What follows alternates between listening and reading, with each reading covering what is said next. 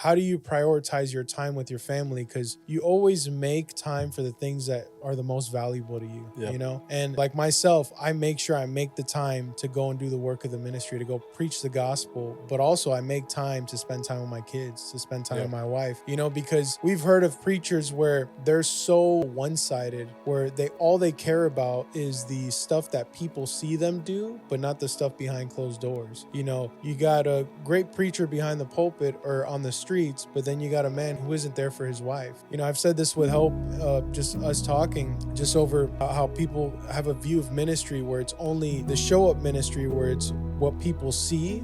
I'm showing up to do this ministry, that ministry, but am I showing up for those that God has entrusted me with?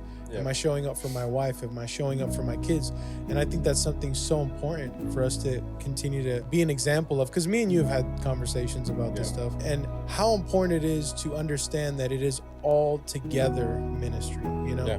Because there are those people that we've known or that we've seen from afar that they're so concerned with how people view them that they're more committed to the things that people see them do than those things that God has entrusted them with, you know?